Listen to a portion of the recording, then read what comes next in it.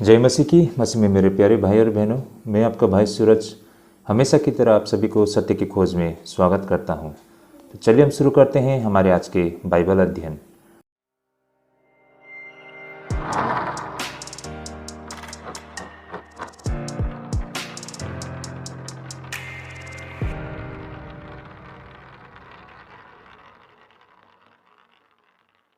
तो भाई और बहनों, आज का जो हमारा बाइबल अध्ययन करने का रहेगा वो मत्ती रचित सुसमाचार 26 अध्याय से रहेगा।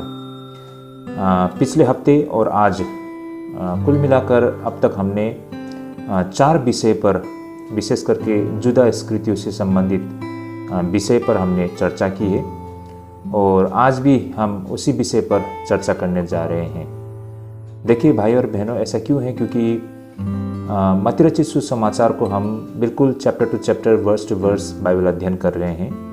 यही कारण भाई और बहनों, अब हम मत्ती रचित सुसमाचार के आखिरी दौर पर हम आ चुके हैं, यानी कि प्रभु यीशु मसीह के अंतिम कार्य की जो शुरुआत थी उस पर आज हम चर्चा कर रहे हैं। तो इसी प्रक्रिया में जो जुदा स्कृतियों जो एक मुख्य भूमिका निभाती है उस पर हम चर्चा कर रहे हैं। तो इससे पहले की जो हमारी विषय हैं वो आप हमारे प्लेलिस्ट से देख सकते हैं और वहाँ पर आप जुदा स्कृति से संबंधित कुछ ऐसे तथ्यों को आप समझ पाएंगे। और जैसे मैंने कहा, आज भी हम इसी विषय पर चर्चा कर रहे हैं। दूसरा हमारा विषय रहेगा, यहूदा स्कृतियों ने शहीदों के मुकुट को खो दिया था। कहने का तात्पर्य, यहूदा स्कृतियों का अंत किस तरह होती है, इस पर भी आज हम चर्चा करेंगे। तो भाई और बहनों, इस प्रकार हमारा आज 2 विषय रहेगा। काफ़ी रोचक विषय रहेगा भाई और बहनों, अंत तक बने रहिएगा। शायद हमें लगे कि इस पर हमें क्यों इतना चर्चा करने की आवश्यकता है ना, ये कोई खास विषय नहीं है। बेशक यहाँ से हम ज़्यादा कुछ तो सीख नहीं पाएंगे, लेकिन इन सारे घटना से जब हम अध्ययन करते हैं तो ऐसा नहीं है कि हम बिल्कुल कुछ भी नहीं सीख पाते हैं, लेकिन थोड़ा बहुत कुछ हमारे आत्मिक जीवन के लिए कुछ तो संदेश होता है जहाँ से हम कुछ सीख तो पाते हैं। तो शायद इससे पहले इस विषय पर हमने इतनी गंभीरता से कभी चर्चा ना की हो, क्योंकि जैसे मैंने कहा कि इससे हमें इतनी गहराई से कोई संदेश नहीं मिलती है, तो यही कारण हमने इस पर इतनी गहराई से अध्ययन नहीं की होगी। लेकिन भाई और बहनों, इस विषय पर जब हम करते हैं तो हमें कुछ ना कुछ ऐसी संदेश तो ज़रूर मिलती है। तो यही कारण अंत तक बने रहिएगा, काफ़ी रोचक विषय रहेगा ये भी। और अब हम आगे बढ़ते हैं हमारे आज के दूसरे विषय की ओर। जैसा मैंने कहा, हमारा आज का दूसरा विषय है, यहूदा स्कृतियों ने शहीदों के मुकुट को खो दिया था। भाई और बहनों, ये हमारा आज का दूसरा विषय है भाई और बहनों। तो भाई और बहनों, ये जो हमारा विषय है, यहूदा स्कृतियों ने शहीदों के मुकुट को खो दिया था। भाई और बहनों, अब हम इसी पर चर्चा करेंगे ना। यहाँ पर हमें दिखाई देता है कि एक गद्दार का अंत किस तरह होता है। भाई और बहनों, ऐसा क्यों है, किस लिए है, इस पर हम विस्तार से चर्चा करते हैं। तो हमारा वचन अध्ययन करने का रहेगा मत्ती रचित सुसमाचार 27 अध्याय 3 से लेकर 10 पद तक। आइए भाई और बहनों, पहले हम वचन को पढ़ लेते हैं। तो यहाँ पर वचन इस प्रकार लिखना है इस संबंध में, जब उसके पकड़ने वाले यहूदा ने देखा कि वह दोषी ठहराया गया है तो वह पछताया और वे 30 चांदी के सिक्के महायाजकों और पुरनियों के पास फेर लाया और कहा, मैंने निर्दोषी को घात करने के लिए पकड़वा कर पाप किया है। उन्होंने कहा, हमें क्या, तू ही जान। तब वह उन सिक्कों को मंदिर में फेंक कर चला गया और जाकर अपने आप को फांसी दी। महायाजकों ने उस सिक्कों को लेकर कहा, इसे भंडार में रखना उचित नहीं, क्योंकि यह लहू का दाम है। सो उन्होंने सम्मति करके उन सिक्कों से परदेशियों को गाड़ने के लिए कुम्हार का खेत मोल ले लिया। इस कारण वो खेत आज तक लहू का खेत कहलाता है। तब जो वचन यिर्मयाह भविष्यद्वक्ता के द्वारा कहा गया था वो पूरा हुआ कि उन्होंने वे 30 सिक्के अर्थात उस ठहराए हुए मूल्य को, जिसे इज़राइल की संतान में से कितनों ने ठहराया था, ले लिया। और जैसे प्रभु ने मुझे आज्ञा दी थी वैसे ही उन्होंने कुम्हार के खेत के मूल्य को दे दिया। तो भाई और बहनों, यहाँ पर हम देख पाते हैं कि एक गद्दार, उन 12 चेलों में से एक जिन्होंने यीशु मसीह को धोखा दिया था, उसका अंत किस प्रकार होते हैं, इस पर अब हम आगे चर्चा करते हैं। तो जैसे कि यहाँ पर वचन में हम देख पाते हैं, जैसा कहा गया है कि प्रभु यीशु मसीह को पकड़वाने वाले यहूदा वो दोषी ठहराया गया। तो वो पछताया और 30 चांदी के सिक्के महायाजक और पुरनियों के पास फेंक लाया। तो भाई और बहनों, हमने इस विषय पर बार बार यही बात कही है कि उसने जिस तरह से प्रभु यीशु मसीह को पकड़वाया था, अब उसके लिए वो दोषी ठहरा है। कहने का तात्पर्य उसे एहसास हुआ है कि उसने क्या गलती किया है ना, क्या गुनाह किया है। जैसा कहा गया ना आगे, वो पछताया और 30 चांदी के सिक्के महायाजकों और पुरनियों के पास फेर लाया। तो अगर भाई और बहनों, उसने अगर सिर्फ रुपया पैसा के लिए ही यीशु मसीह को पकड़वाने के लिए कोशिश की होती तो वो नहीं पछताता, है ना तो उस 30 सिक्के को यीशु मसीह को लौटाने के लिए आते, है ना। बल्कि उसने जो सोचकर यीशु मसीह को पकड़वाया था, ऐसा बिल्कुल नहीं होता है ना, इसका विपरीत हो जाता है। जैसा उसने सोचा था ऐसा नहीं होता है। यही कारण भाई और बहनों, वो पछताया और उस 30 चांदी के सिक्के को वापस करने के लिए आया। भाई और बहनों, इन बातों को हमें समझना होगा। इसलिए हम में से बहुत लोग ये दावा करते हैं कि बेशक यहूदा इस्करियोती वो चोरी करता था, वो लालच किया करता था, लेकिन सिर्फ पैसे के लालच के कारण ही उसने यीशु मसीह को पकड़वाया था, ऐसा नहीं है। वास्तव में उसकी सोच यीशु मसीह को लेकर कुछ अलग था, है ना। वो चाहता था कि यीशु मसीह का कार्य तेजी से आगे बढ़े, और इसी धारणा को उसने अपने ऊपर ले लिया और उसने यीशु मसीह को पीछे से धकेल दिया उस धार्मिक संसार के हाथों पर। लेकिन जैसा उसने सोचा था ऐसा नहीं हुआ, इसके लिए वो दोषी ठहरा, वो गलत ठहरा, तो वो पछताया। लेकिन तब तक बहुत देर हो चुका था, है ना। क्योंकि जैसे कि यहाँ पर यहूदा इस्करियोती ने कहा कि मैंने निर्दोषी को घात के लिए पकड़वा कर पाप किया है। तो इस पर वो धार्मिक संसार के लोग कहते हैं कि हमें क्या, तू ही जान। तो ये उनका उत्तर था भाई और बहनों। बेशक यहूदा इस्करियोती अपनी गलती पर वो शर्मिंदा था ना, बहुत उदास था, वो बहुत दुखी था और बहुत उसने पछताया, लेकिन अब तक बहुत देर हो चुका था। तब वह उन सिक्कों को मंदिर में फेंक कर चला गया। याद रखिए भाई और बहनों, यहाँ पर मंदिर पर फेंक के चला गया। अब मंदिर कौन से स्थान पर था ना, इसे भी आज हम थोड़ी इस पर रोशनी डालेंगे। तो इस तरह से उसने उस पैसे को मंदिर में फेंक कर चला गया और जाकर अपने आप को फांसी लगा ली। महायाजकों ने उन सिक्कों को लेकर कहा, इसे भंडार में रखना उचित नहीं, क्योंकि यह लहू का दाम है। सुनो ने सम्मति करके उन सिक्कों से परदेशियों को गाड़ने के लिए कुमार का खेत मोल ले लिया। इस कारण वह खेत आज तक लहू का खेत कहलाता है। तो जो वचन यिर्मयाह भविष्यद्वक्ता के द्वारा कहा गया था वो पूरा हुआ। तो भाई और बहनों, यहाँ पर मत्ती कहते हैं कि यिर्मयाह भविष्यद्वक्ता के द्वारा कहा गया था, लेकिन वास्तव में यहाँ पर गलत कोटिंग किया गया है मत्ती के द्वारा। ये यिर्मयाह नहीं था, बल्कि ये तो जकरिया था। इस पर मैं आप सभी से वचन को तथ्य के रूप में भी रखूंगा, जहाँ से हमें ये समझ में आता है कि ये यिर्मयाह से लिया गया वचन नहीं था, बल्कि जकरिया से लिया गया वचन था। तो आइए भाई और बहनों, इस विषय को हम गंभीरता से चर्चा करते हैं ना। इस पाठ में हम देख पाते हैं कि किस तरह एक गद्दार की अंत होता है ना। जिन्होंने यीशु मसीह को धोखा दिया था, उन 12 चेलों में से एक यहूदा इस्करियोती, उसका अंत किस तरह होता है, इस पर हम विस्तार से चर्चा करेंगे। और ये करके यहूदा इस्करियोती ने शहीदों के मुकुट को खो दिया था, इस पर आज हम चर्चा करेंगे। तो भाई और बहनों, यहाँ पर हम यहूदा इस्करियोती को उदासी के साथ उसकी त्रासदी के अंतिम कार्य को देख पाते हैं। आइए भाई और बहनों, हम यहूदा इस्करियोती के मन की बातों को व्याख्या करने के लिए प्रयास करते हैं। जैसे कि एक बात तो यहाँ पर बिल्कुल स्पष्ट है कि यहूदा ने अब उस चीज़ की भयावहता को देखा था जो उसने यीशु मसीह के साथ किया था।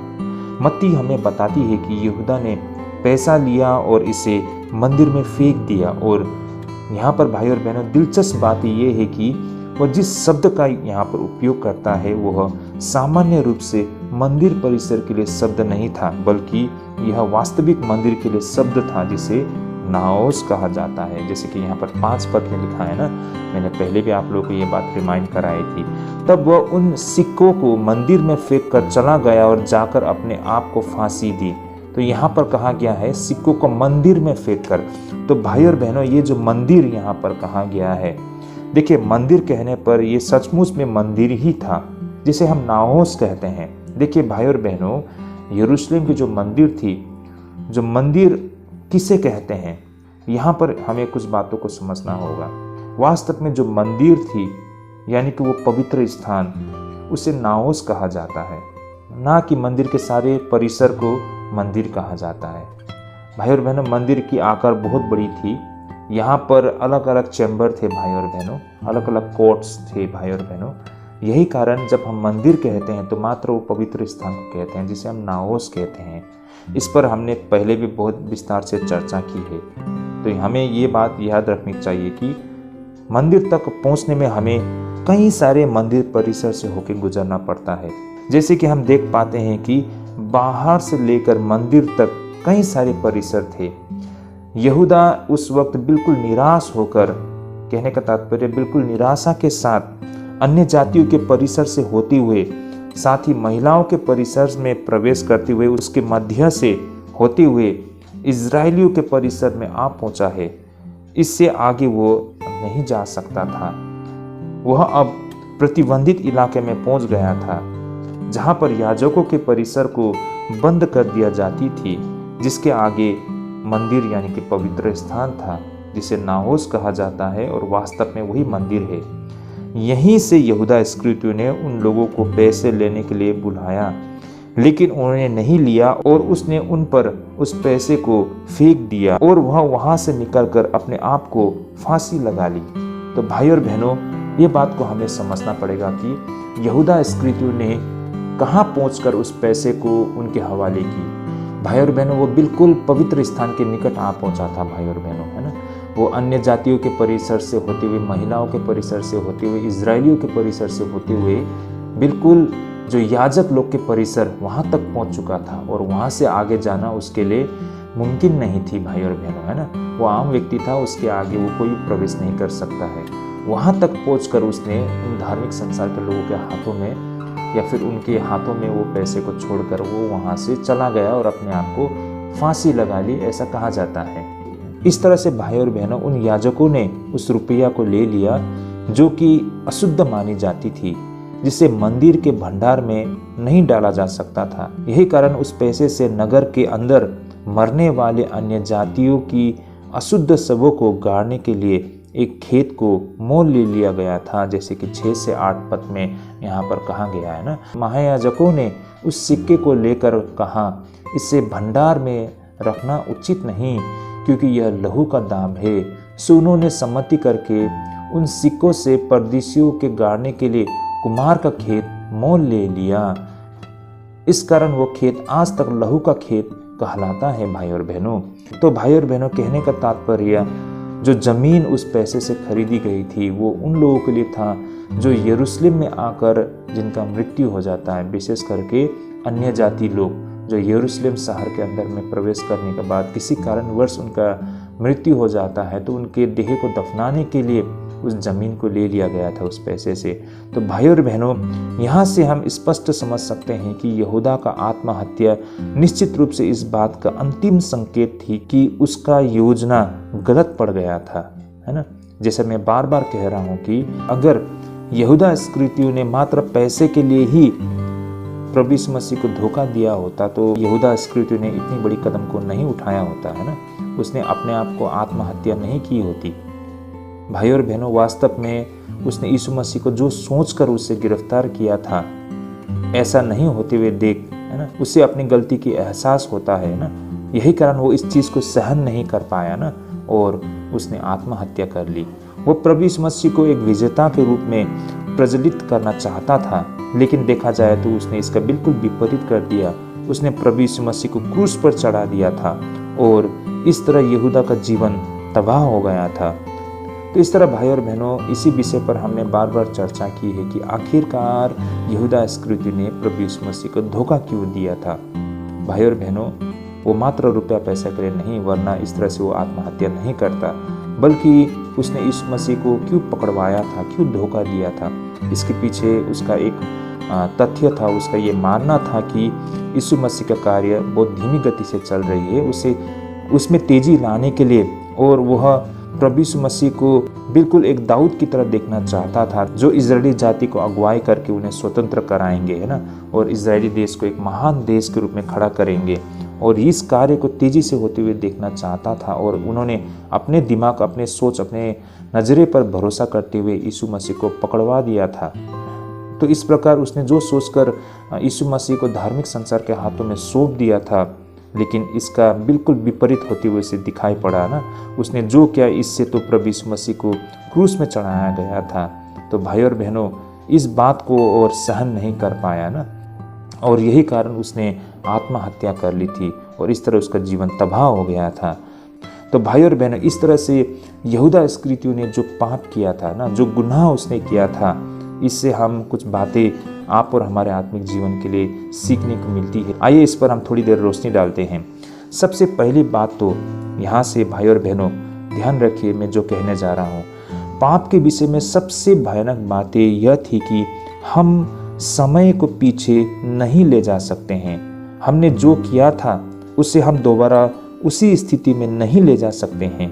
यही कारण हमें भाई और बहनों, जो भी हम करते हैं, जब हम कुछ भी करते हैं तो हमें 2 गुना सावधानी बरतनी चाहिए जब हम कुछ करने के लिए सोचते हैं। भाई और बहनों, मेरी बातों को आप लोग समझ पा रहे होंगे। यहूदा इस्करियोती ने जो किया उसके लिए वो बहुत पछताया, लेकिन अब उसे वो सही नहीं कर सकता है ना। उसने जो करना था कर डाला और इसका नतीजा बहुत भयानक था। भाई और बहनों, इसे लेकर वो बहुत पछताया और वो सहन नहीं कर पाया, उसने आत्महत्या कर ली थी। भाई और बहनों, हम सब ने भी अपने जीवन में इन सारी चीज़ों को अनुभव किया होगा, है ना।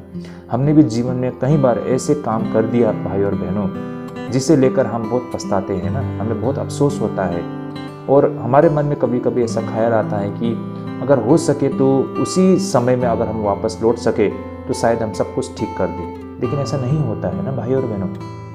वो समय चला गया हमारे हाथों से, उसे हम वापस लेके नहीं आ सकते हैं। हमने जो कहना था कह दिया, हमने जो करना था कर दिया भाई और बहनों, अब उसे हम सही नहीं कर सकते हैं। इसलिए भाई और बहनों, हम जो भी कुछ करते हैं हमें बहुत सोचना और समझना और सब चीज़ को नाप तोल कर हमें करना पड़ता है, वरना भाई और बहनों आगे जाके हमें पछता के कुछ फ़ायदा नहीं होगा।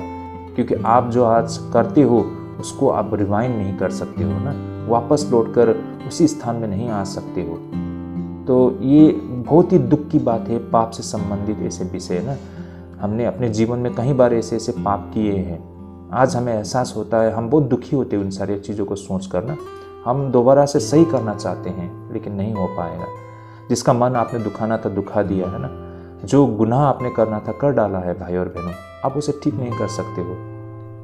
तो भाई और बहनों, जो हमने पिछले दिनों में जो करना था कर लिया है, लेकिन अब आने वाले समय में हमें होशियार रहने की आवश्यकता है। भाई और बहनों, अब से आगे हम जो भी करेंगे ध्यानपूर्वक हम बार बार सोचेंगे कि हम जो कर रहे हैं सही है या गलत है ना। हम ये नहीं भूलना चाहिए कि हम ईसाई हैं ना, हम प्रभु यीशु मसीह में विश्वास करते हैं और यही कारण हमारा अपना दायित्व है, हमारा अपना जिम्मेदारी है भाई और बहनों। इसे हम हल्के से नहीं ले सकते हैं, हम इसे लापरवाह तरीके से नहीं कर सकते हैं। यही कारण हमें बहुत होशियार और सावधानी इसमें हमें बरतनी चाहिए, ताकि हम ऐसी गलती न कर बैठे जिससे आगे जाके हमें पछताना पड़े भाई और बहनों। और इतनी बड़ी गलती तो कभी नहीं करनी चाहिए जो यहूदा इस्करियोती ने किया है ना भाई और बहनों। और पछता के भी उसमें कुछ फ़ायदा नहीं है। कुछ गलती ऐसी होते हैं, कुछ ऐसे पाप होते हैं भाई और बहनों, जिसका क्षमा प्राप्त होना बहुत मुश्किल पड़ जाएगा। छोटी मोटी पाप होते हैं जिसकी क्षमा हमें मिल जाती है, लेकिन कुछ ऐसे पाप होते हैं भाई और बहनों जिसे क्षमा प्राप्त होना बहुत मुश्किल पड़ जाता है, जैसा यहूदा इस्करियोती ने किया था ना। तो भाई और बहनों, इस तरह के पाप करने से पहले हमें सैयों बार सोचने की आवश्यकता है। तो यहूदा इस्करियोती ने जो किया, इससे हम ये सीख प्राप्त कर सकते हैं। दूसरी भाई और बहनों, इस घटना से हम यह भी समझ पाते हैं कि पाप को लेकर यह विचित्र बात थी कि एक इंसान उस वस्तु से घृणा करने लग सकता है जिस पाप के द्वारा उसने जो भी कुछ प्राप्त की हो, एक दिन उसी चीज से वह घृणा करने और विद्रोह करने और उसे दूर करने के लिए कोशिश किया करता है। जैसे कि यहाँ पर यहूदा इस्करियोती ने ना उस धन को, उस रुपया को प्राप्त करने के लिए शायद उसने यीशु मसीह को लेकर सौदा किया था, लेकिन अब उसी रुपया पैसा को लेकर वो घृणा करता है ना। उस रुपया को देखकर उसे मतलब अपने आप पर शायद घृणा आ रही होगी, है ना। उसे पछतावा हो रहा होगा कि मैंने ऐसा क्यों किया, ये थोड़े से पैसे के लिए, है ना, इस थोड़े से रुपये के लिए मैंने पवित्र जन को क्रूस में टंगा दिया, तो वो बर्दाश्त नहीं कर पाया भाई और बहनों। उस रुपये को लेकर वो घृणा कर रहा है ना। तो भाई और बहनों, जिसे पाने के लिए आप कुछ भी करने के लिए तैयार थे, उसी चीज़ को आप एक समय जाकर घृणा करते हो। भाई और बहनों, हमने भी शायद हमारे जीवन में ऐसा बहुत बार अनुभव किया होगा ना। शारीरिक अभिलाषा के लिए हम ऐसे काम कर बैठते हैं, बाद में जाके हमें पछतावा होता है कि मैंने क्या कर दिया भाई और बहनों, है ना। अपनी शारीरिक अभिलाषा को पूरा करने के लिए मैंने बहुत बड़ा पाप कर दिया है ना। मैंने अपनी पत्नी को धोखा दिया है, मैंने अपने पति को धोखा दिया है। लेकिन आपने जो करना था कर दिया है भाई और बहनों, उससे आप कोई सही नहीं कर सकता है। तो ऐसा होता है भाई और बहनों, आप उसी चीज़ से घृणा करते हो। जिस शारीरिक अभिलाषा के लिए आप सब कुछ करने के लिए तैयार थे, उसी चीज़ से आप घृणा करने के लिए शुरू कर देते हो। कुछ लोग ऐसे होते हैं, रुपया पैसे के लिए आप बड़े बड़े लोगों को धोखा दे देते हैं ना, चोरी करते हैं, हत्या कर देते हैं। लेकिन एक समय आता है आपके पास बहुत सारा रुपया पैसा है, लेकिन अब उसी रुपया पैसे से आप नफरत करना शुरू करते हो ना। आप जानते हो उस रुपया पैसा को आपने किस तरह हासिल की है, आपने क्या कुछ किया है, और अब आपको खुद ही पर घृणा हो रही होती है ना। उस रुपया पैसे से आपको घृणा हो रही होती है। तो ऐसा हमारे जीवन में बहुत बार होता है। तो भाई और बहनों, हमारा यहाँ पर कहने का मतलब, अधिकांश लोग इसलिए पाप क्या करते हैं क्योंकि वे सोचते हैं कि क्योंकि उन वर्जित वस्तु को प्राप्त करने से उन्हें अत्यंत प्रसन्नता मिलती है। लेकिन भाई और बहनों, हकीकत इसकी बिल्कुल विपरीत है ना। जिस चीज को प्राप्त करने के लिए, जो चीज वर्जित है ना, जिस चीज से हमें दूर रहना कहा गया है, हम सोचते हैं उस चीज को प्राप्त करने के बाद हमें बहुत खुशी और आनंद मिलेगी। लेकिन भाई और बहनों, वही हमारे लिए सबसे बड़ा सजा हो जाता है ना। देखिए, हवा ने उस सेब को, उस एप्पल को, उस फल को ये सोच के खाया था, जो कि एक वर्जित वस्तु था ना, वो वर्जित वस्तु जिसको नहीं खाने को कहा गया था। लेकिन सोचा कि इसे खाकर उसे कुछ अलग महसूस होगा, है ना, और उसने वही किया। लेकिन अंत में इसका नतीजा क्या था? बहुत ही भयानक, है ना भाई और बहनों। उसी तरह हमारे प्रतिदिन के जीवन में भी हम सोचते हैं ना, जिस चीज़ को वर्जित कहा गया है उसे प्राप्त करने के बाद हमें बेहद प्रसन्नता मिलेगी, हम सोचते हैं, लेकिन आगे जाके हम उसी चीज़ से नफरत करते हैं। अंत में मत्ती प्रभु यीशु मसीह की जीवन की घटनाओं के पूर्वानुमानों को सबसे असंभावित स्थानों में पाता है, लेकिन यहाँ पर कुछ गलत होते हुए हमको दिखाई पड़ती है। जैसे कि यहाँ पर मत्ती जो उदाहरण को रख रहे हैं वह वास्तव में यिर्मयाह से नहीं बल्कि जकरिया से था भाई और बहनों। जैसे कि भाई और बहनों, हम देखते हैं इसे वचन का माध्यम से मत्ती 27:9 में यहाँ पर जो कहा गया है, देखिए यहाँ पर क्या कहा गया है। तब जो वचन यिर्मयाह भविष्यद्वक्ता के द्वारा कहा गया था वह पूरा हुआ कि उन्होंने वे 30 सिक्के अर्थात उस ठहराए हुए मूल्य को जिसे इज़राइल की संतानों में से कितनों ने ठहराया था ले लिया। भाई और बहनों, इस वचन को यिर्मयाह भविष्यद्वक्ता के द्वारा कहा गया, ऐसा मत्ती कहते हैं। लेकिन देखा जाए तो वास्तव में ये यिर्मयाह नहीं बल्कि जकरिया से था, जो कि जकरिया 11 का 10 से लेके हम 14 पद में हमें मिलती है। आइए मैं इस बात को स्पष्ट करने के लिए आपके सामने ये वचन को पढ़ना भी चाहूँगा। जैसे कि यहाँ पर लिखा है, और मैंने अपनी वह लाठी तोड़ डाली जिसका नाम अनुग्रह था, कि जो वाचा मैंने सब अन्य जातियों के साथ बांधी थी उसे तोड़ूं। वह उसी दिन तोड़ी गई, और इससे दीन भेड़ बकरियाँ जो मुझे ताकती थी उन्होंने जान लिया कि यह यहोवा का वचन है। तब मैंने उनसे कहा, यदि तुमको अच्छा लगे तो मेरी मजदूरी दो, और नहीं तो मत दो। तब उन्होंने मेरी मजदूरी में से चांदी के 30 टुकड़े तोल दिए। तब यहोवा ने मुझसे कहा, इन्हें कुम्हार के आगे फेंक दे, यह क्या ही भारी दाम है जो उन्होंने मेरा ठहराया है। तब मैंने चांदी के उन 30 टुकड़े को ले लेकर यहोवा के घर में कुम्हार के आगे फेंक दिया। तब मैंने अपनी दूसरी लाठी जिसका नाम एकता था इसलिए तोड़ डाली कि मैं उस भाईचारे के नाते को तोड़ डालूं जो यहूदा और इज़राइल के बीच में है। तो भाई और बहनों, इस बात को मैं तथ्य के साथ रख रहा हूँ कि वास्तव में जो मत्ती में कहा गया है कि ये यिर्मयाह से है, लेकिन भाई और बहनों वास्तव में ये वचन यिर्मयाह से नहीं बल्कि हमें जकरिया से ये वचन मिलती है। तो भाई और बहनों, इसमें कोई फ़र्क नहीं पड़ता है, हम समझ गए हैं। लेकिन वास्तव में यहाँ पर ये जो वचन कहने का मत्ती का पीछे इसका सोच क्या था, ये इसलिए था कि कैसे उसने एक अयोग्य इनाम प्राप्त किया और उसे कुम्हार के पास फेंक दिया। मत्ती का कहने का मतलब ये था कि जो बातें जकरिया में कहा गया है वही बातें यहूदा इस्करियोती में भी हमको दिखाई पड़ती है ना। यही कुछ यहूदा इस्करियोती के साथ में भी होती हुई दिखाई पड़ती है। अंततः भाई और बहनों, यदि यहूदा प्रभु यीशु मसीह के प्रति सच्चा रहा होता तो वह एक शहीद की मृत्यु मर जाता, लेकिन वह अपने ही तरीके से करना चाहता था। यही कारण अपने खुद के गुनाह के कारण ही उसकी मृत्यु होती है।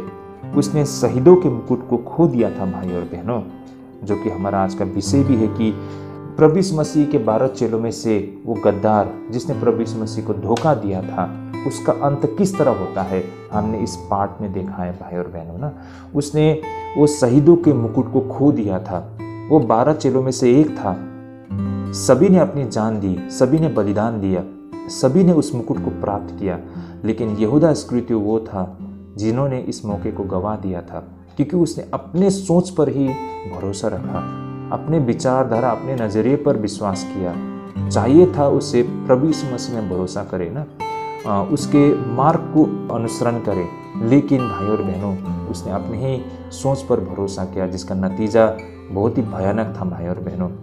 तो इस तरह से यहूदा इस्करियोती का अंत होता है ना। तो ये था हमारा आज का अध्ययन भाई और बहनों। होपफुली ये हमारे आत्मिक जीवन के लिए ढेरों आशीष पहुंचेगी, और विशेष करके इस घटना से जो भूल, जो पाप यहूदा इस्करियोती ने की, इससे हमें ये सीख मिलती है कि हम समय को उसी स्थिति में नहीं ले जा सकते हैं, है ना। इसलिए हम कुछ भी करने से पहले हमें सोच समझ के करना होगा, वरना आगे जाके पछता के कोई फायदा नहीं होता है भाई और बहनों, है ना। क्योंकि हमने जो करना था कर चुका है, इसे हम सही नहीं कर सकते हैं। इसलिए हमें कुछ भी करने से पहले हमें सोच समझ के करना होता है, बोलना होता है, ताकि हमें फिर दोबारा इसके लिए मौका नहीं मिलता है, इसे सुधार करने का अवसर नहीं मिलता है। जो होना था हो चुका है, वो चला जा चुका है, और इससे हम दोबारा रिवाइंड नहीं कर सकते हैं। पहली बात तो हमने ये चीज़ सीखी है। दूसरी बात हमने ये भी सीखी है कि जो चीज़ वर्जित है उसे प्राप्त करने के लिए हम जान प्राण लगा देते हैं, लेकिन एक समय आएगा आप उसी चीज़ से नफरत करोगे। तो इसलिए भाई और बहनों, जो रुपया पैसा और जो पोजीशन है ना, जो शारीरिक अभिलाषा, इन सारी चीज़ों को प्राप्त करने के लिए ये वर्जित है, लेकिन इसे प्राप्त करने के लिए हम जान प्राण लगा देते हैं।